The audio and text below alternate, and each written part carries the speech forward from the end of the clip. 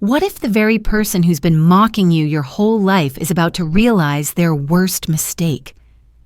This is my story. Sarah. 38 years old, living a quiet life that no one really notices, except my sister, Jessica. Every family dinner, every holiday gathering, I've had to sit through it. Her biting comments about my life choices, about being unmarried, child-free, her perfect little world with her husband, kids, and the dream job. I'm just the one who's always there to help, no questions asked. I've put everyone first. I always did. But at what cost? The thing is, no one really knows me. Not really. They see the quiet, self-sacrificing Sarah, the one with the modest car, the tiny apartment. What they don't know is I've been quietly holding everything together. The company that my sister works for, I saved it from bankruptcy. And the life I'm leading, well, it's nothing like they think. But tonight, things are about to change. I was ready to leave that dinner feeling broken when he walked in. Marcus Reed, CEO of Horizon Innovations. He wasn't supposed to be there, but what he said next would change everything. The board vote concluded an hour ago. Congratulations, Sarah. You're the new CEO of Horizon Innovations. Yeah, you heard that right. Now my sister, who's mocked me, ridiculed me, will have to work under me. She'll have to face the reality of her own choices. And well, I'll have to decide what happens next. Stick with me for the rest of the story, and don't forget to subscribe. You don't want to miss what happens next. The dinner table was set. The familiar clinking of cutlery, the hum of conversations, the soft laughter that always echoed around the room. But for me, Sarah, it was just another reminder of how different I was. My family didn't see it, not the sacrifices I made or the weight I carried. No, they saw me as the unlucky one. Where's your husband, Sarah? Jessica's voice cut through the air, mocking and casual as ever. She flashed that perfect smile of hers, her hand resting on her husband Brad's. Oh, wait, don't tell me. You don't have one. How's life with your cats, then? I forced a smile, looking down at my plate, as always. I had become used to the cruel jokes, the assumptions about my life. But that night, something felt different.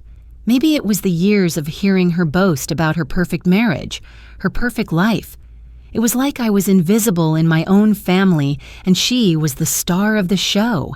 Yet there I was, the one who made sure everything worked, the one who quietly stepped in when they needed help. I had quietly saved Horizon Innovations from the edge of collapse. I restructured their operations, worked tirelessly behind the scenes, and no one knew. I kept my investments hidden, helping my family when they needed it, paying for Dad's $140,000 medical bills, all while Jessica acted like I was still the little sister with nothing to offer, and then she would mock me. Again, "Come on, Sarah, don't you think it's time to settle down?" She leaned back in her chair, the condescending tone dripping from her words. What's it like, being so independent? I wanted to scream, to tell her everything, but I stayed silent. The truth had been buried beneath years of ridicule, and I had become numb to it. But that night, I felt it building up inside me. I wasn't the quiet one anymore. I wasn't the one who would let her words roll off my back. Maybe it's time to stop pretending, I thought as my chest tightened. How much longer could I play the role of the invisible one? I had spent years being the family's safety net, always in the background, always underestimated. But this time, I felt something in me snap. This wouldn't be like every other family dinner. As I looked up at Jessica, the words came to me. You don't know anything about what it's like to sacrifice for people you love. My voice was steady, almost too calm. I wasn't sure what I was going to do next, but I could feel the weight of everything I'd been hiding, ready to spill out. For the first time in years, I was ready to stop being the punching bag. I could feel the weight of Jessica's words as they landed again like they always did. But the thing was, she didn't know the half of it. No one did. They saw the quiet Sarah, the one who worked a modest job and lived a simple life, and assumed that was all there was. But in reality, I'd been working quietly behind the scenes, saving everything they took for granted. Horizon Innovations, the company Jessica worked for, was teetering on the edge of bankruptcy when I stepped in. They didn't know that for the past 3 years, I'd been an invisible part of the advisory board, restructuring their operations, putting my expertise to use without anyone knowing my name. I saved that company from collapsing. And when I wasn't doing that, I was quietly helping my family, paying for my father's medical bills, covering my brother-in-law Brad's business expenses, and keeping things afloat when my parents couldn't manage. Jessica had no clue. She didn't know that I was the one paying for her lifestyle. She had no idea that I was the one who had paid off my father's $140,000 medical bills. She didn't know that the real reason she was able to live in that fancy neighborhood, driving that new car, was because I was covering for her in the background. All the while, I kept quiet. I never told them, never said a word. I let them keep thinking I was just the older sister who couldn't get it together while I worked my fingers to the bone, holding up everything that mattered to them. And tonight, it was about to change. The silence I'd maintained for so long wasn't a sign of weakness. It was a choice. I had allowed them to believe whatever they wanted to believe, but this moment, this was different. I wasn't going to be the quiet one anymore. When Marcus Reed, the CEO of Horizon, walked into the room, everything shifted. He smiled warmly at me and said, "The board vote concluded an hour ago. Congratulations, Sarah. You're the new CEO of Horizon Innovations." The look on Jessica's face was priceless. Her world, the perfect little world she'd built around herself, was crumbling right in front of her. The truth was, I was never the failure she thought I was, and now she'd have to work under me. There was no going back, no pretending anymore. The power had shifted. I stood up from the table, my hands trembling slightly as I grabbed my purse, ready to leave the dinner that had only ever brought me pain. But before I could turn toward the door, Marcus Reed, the CEO of Horizon Innovations, walked into the restaurant. The moment he stepped inside, I felt the energy in the room shift. His presence was commanding, and as he walked over to me, the room fell silent. "Sarah," he said with a warm smile, "the board vote concluded an hour ago. Congratulations, you're the new CEO of Horizon Innovations, effective immediately." There was a moment of complete stillness, like the air itself had stopped moving. Then Jessica's face went pale. She stared at Marcus, her eyes wide with disbelief. "Wait!" she stammered, her voice barely above a whisper. You're the new CEO?" The shock in her voice was unmistakable. Jessica, who had spent the last decade flaunting her life as if it was the epitome of success, now had to face the reality that her older sister, the one she'd ridiculed for years, was now in charge of the very company she worked for. Her perfect little world, the one where she had all the answers, came crashing down in that instant. Everyone at the table was silent, their eyes darting between me and Jessica. I could see the confusion, the disbelief. They had no idea.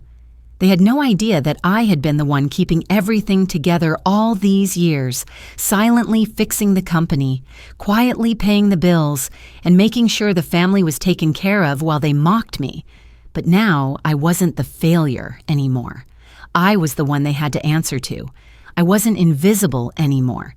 And as I looked at Jessica, I realized how much she had taken for granted. This was the moment everything changed for all of us. The silence in the room was thick, suffocating even. I stood there, feeling the weight of their stares, the eyes of my family, my parents, my sister, even Brad, shifting between each other as if they could somehow make sense of what had just happened. I could feel my heart racing, but I forced myself to stay calm. It was finally time. "Do you want to know why I've been quiet all these years?" I said, my voice steady but sharp. Jessica's face was still pale, her lips parted in disbelief, but I wasn't going to let her silence me anymore.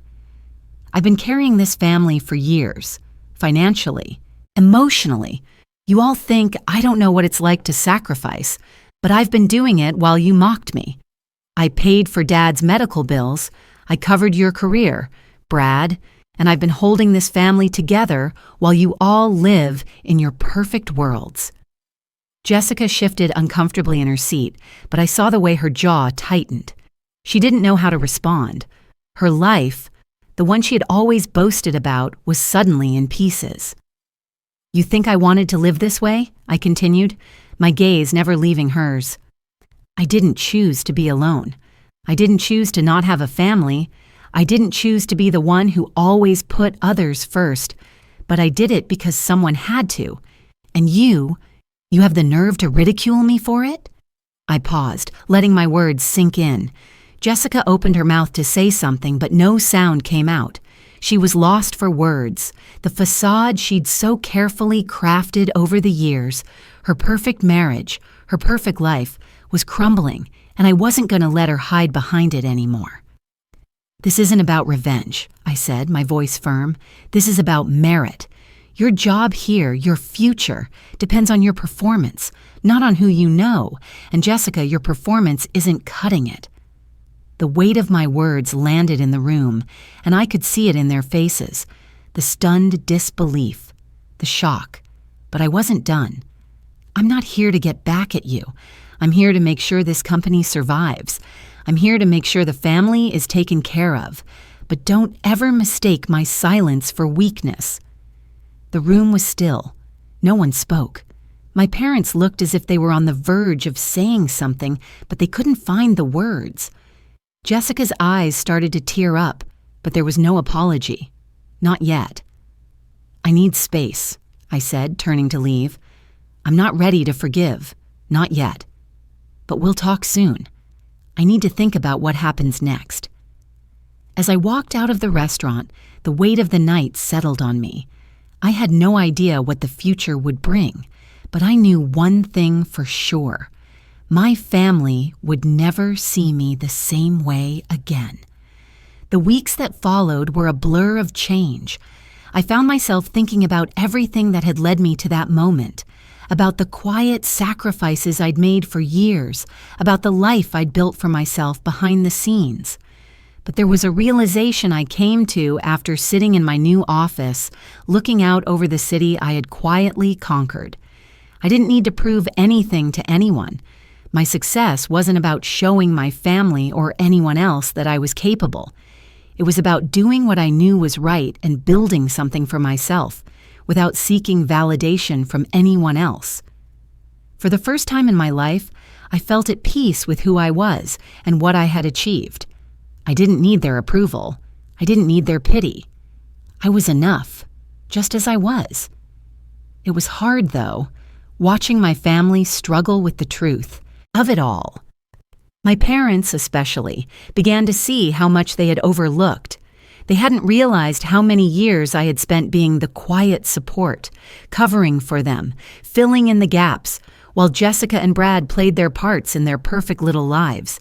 They saw me as the invisible one, the one who had never quite fit in. But now, the tables had turned, and they had to face the consequences of their ignorance. They were starting to realize that they'd never truly understood who I was, who I had become. 1 month later, Jessica showed up at my office. Her face was tired, but there was something else in her eyes, regret. She sat down across from me, wringing her hands in her lap, unsure of how to begin. "Sarah," she said quietly, I've been given a second chance at work, and I don't know if I deserve it, but I need to apologize." Her voice trembled slightly. "For everything. For the jokes. For the way I treated you. I never saw you for who you really are, and I'm so sorry. I don't expect forgiveness, but I wanted you to know that I see it now." There was a long pause before I answered. I could feel the weight of the apology, and for a moment, I thought about everything that had happened between us. "I appreciate you saying that, Jessica," I said slowly, "and I'm open to rebuilding things. But I need time. I can't just forgive and forget. Not yet. But maybe we can start with dinner. No more pretending, just the truth." Jessica nodded, her face softening. "I can wait, I understand." The truth was I was healing. The process wasn't going to be quick, but I wasn't angry anymore. I didn't need to hold on to that pain. I needed to rebuild, not just my relationship with Jessica, but with myself. As I stood in my office, I found myself reflecting on how far I had come. The city skyline stretched out before me, a testament to everything I had quietly built. But today, it wasn't just the view that felt significant. I walked over to my bookshelf and carefully placed a family photo next to my Forbes magazine cover. It was a simple gesture, but it meant everything. The photo was from a time before all the drama, before I had to fight for respect. It reminded me of who I had once been, someone who always gave everything for others. But the Forbes cover? That was a reminder that I'd done it on my own terms, and I had no one to thank for that but myself. I had earned my place, not by anyone else's standards, but by my own. I wasn't just here because I was good at what I did. I was here because I'd chosen to be, despite everything they thought about me. I leaned back in my chair and let out a deep breath, letting the reality settle in. Success isn't about proving people wrong, I thought to myself. It's about proving yourself right, about knowing without a doubt that you did what you knew you were capable of, no matter who doubted you. In that moment, I realized that all the years of silence, all the years of quietly bearing the weight of others' expectations had led me to this point. It wasn't about getting revenge or making others see my worth. It was about doing it for myself. As I sat there, I felt a sense of peace I hadn't known in years. Maybe my family and I weren't there yet, but we were getting there. I wasn't angry anymore, just focused on healing, both for me and for the relationships I still valued. Rebuilding took time, but I was ready to take that first step. How would you handle it if the people closest to you only saw you for what they wanted to see, not who you truly are? Drop where you're watching from in the comments, and don't forget to subscribe for more.